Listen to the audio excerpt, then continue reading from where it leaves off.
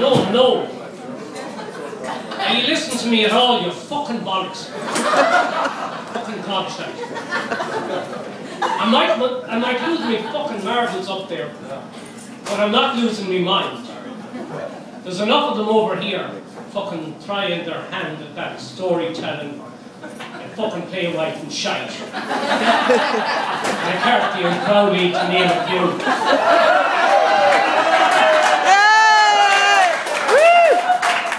The worst thing about it is we'll have to endure a fucking sequel to the last one. Oh, jeez, I'm on!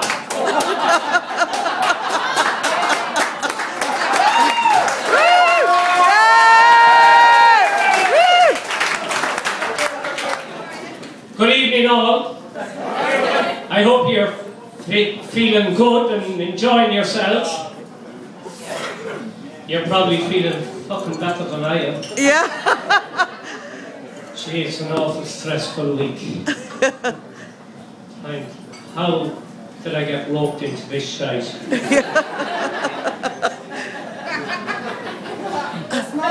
And all I have to blame is that slippery, wiry little fucking langer from Casey from Leash. And Tommy McCarthy, bloody mastermind of a premier from English Boffin. Anyway, I thought I'd come here tonight and just crack a few jokes and still remain politically correct. And I realise that's impossible. You know, no cursing, no swearing, no racist remarks, priestly remarks, and I'm sure you've guessed it, no sex. Anyway, but basically, you know, I suppose it's changing times, and I'm here this evening to talk about the innocence of years ago and what it has become today. And as well as that, the cultural differences between the Irish and the Americans. So one little one comes to mind years ago. Little Mary and Johnny were playing in the schoolyard on a lovely May day. And Johnny says to Mary, I bet I can piss up on that wall a little higher than you can. And she said, you know, I bet you can't. So he said, well, go ahead then. She just steps back a bit from the wall, takes on her little panties and lifts up her lovely little summer frock. Runs a little bit, you know, to get a sky at.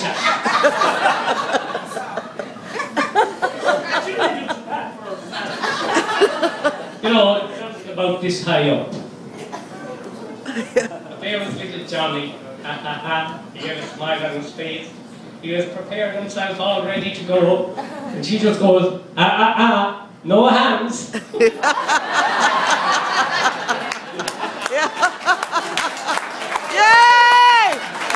Woo!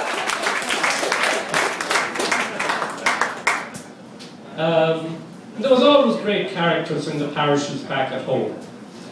And one comes to mind of in my own parish, about Miller Scanlon. He lived down by the mill, a very distinguished gentleman, a very good character and everything else. But of course, all good characters have flaws too. And that was that he was a great womanizer. So it was on a lovely moonlight night in August, you know, when the crops are saved, the hay is in and everything else, and the priests are looking for their money so to go to Mass and have to give their Thanksgiving and everything else. And then the priests put on, nearly the highlight of the year would be a dance in the local hall. So anyway, as things transpire, Miller Scanlon is escorting this very nice woman home. And of course, he works his ways anyway with her, and soon they're in the bushes frolicking around. But doesn't she see the bloody flashlight coming even in the moonlight? And the tapping of the cane that's coming down the road. She said, Jesus, it's Cam O'Hara is coming. So up and she gets ready and up and off and up the road she goes.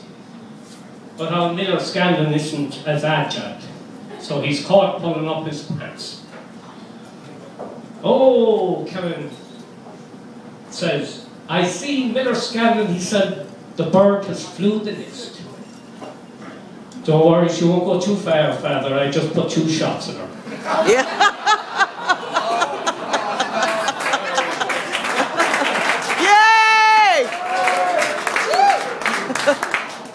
Now the priests were doing their jobs then, and moving fast forward to the changing times. Look at where they are now. They're no different to acne. The only way they differ is that acne only comes on your face when you're 13.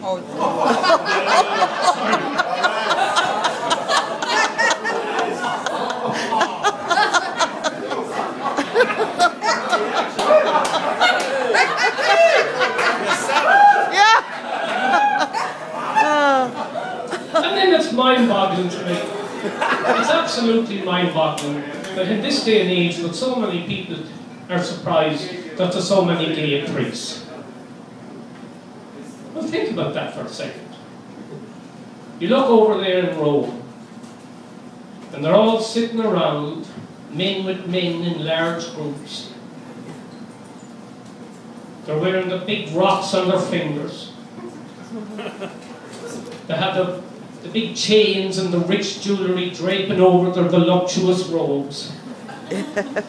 Drinking fine wine with loads of candles. Lots of incense. No room for women. And they all wish they were hung like Jesus.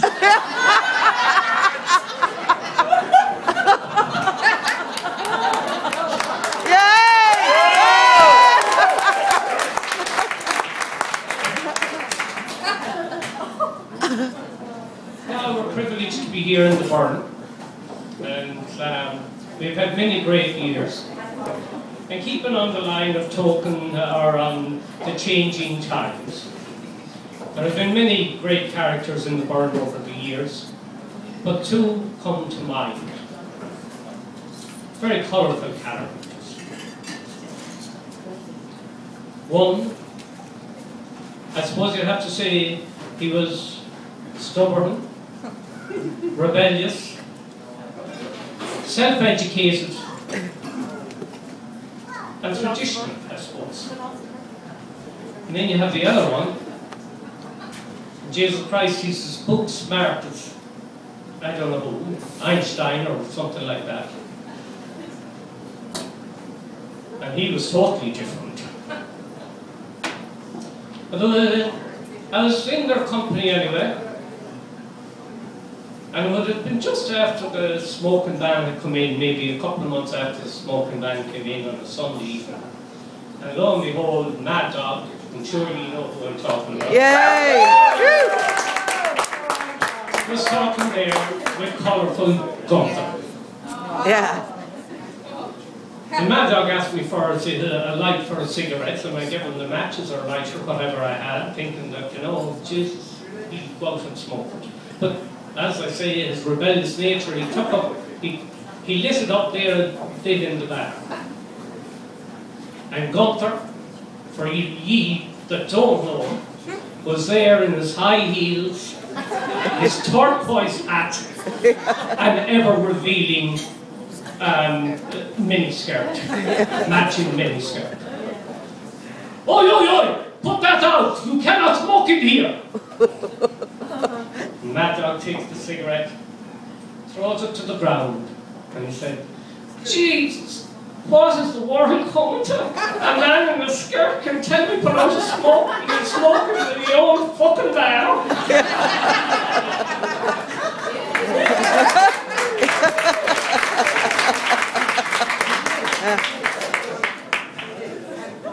Now, I won't keep you much longer, but it dawned on me.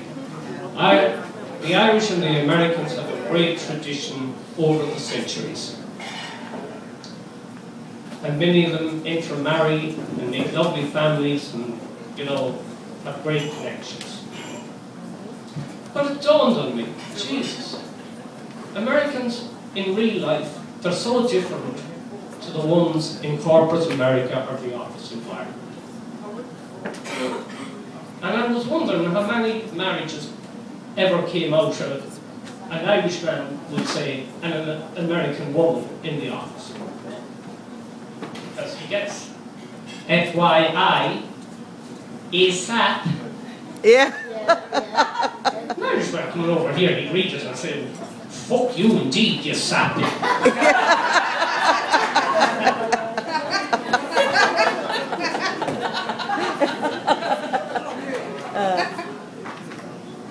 Passwords, this IT has gone out of control.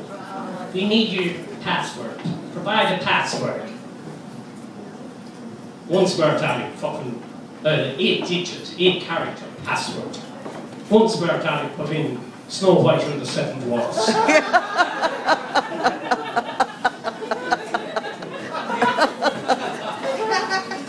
We're getting back anyway to the whole thing in the wind down here.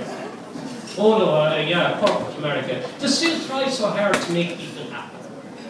You go in maybe after the night at the burn or wherever you are on a Sunday, you know, we all know how rough Monday mornings can be. Jesus, stuff. Will you leave me alone?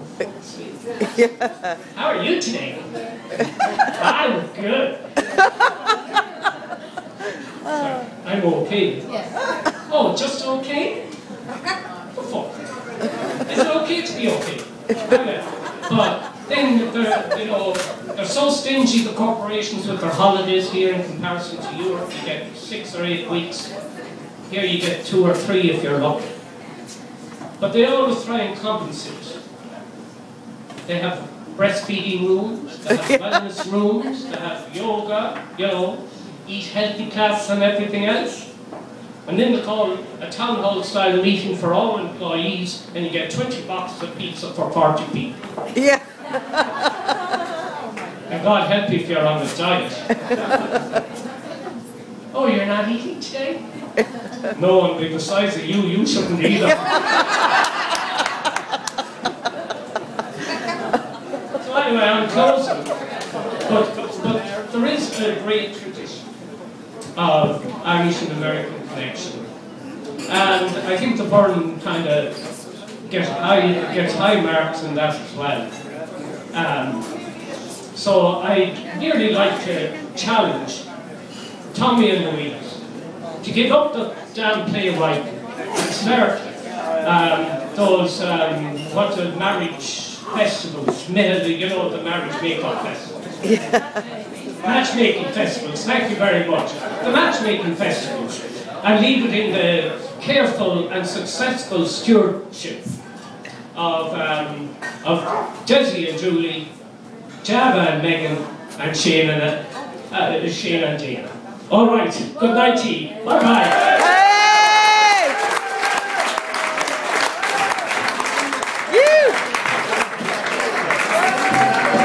Hey, one more time for Declan, huh? Hey! I would have thought an Irish person could just go on talking for that long, huh? Yeah. Was that a eulogy at one point? Did someone die? Yeah. I didn't follow exactly what happened. I think that was a eulogy for like 45 minutes, right? One more time for Declan,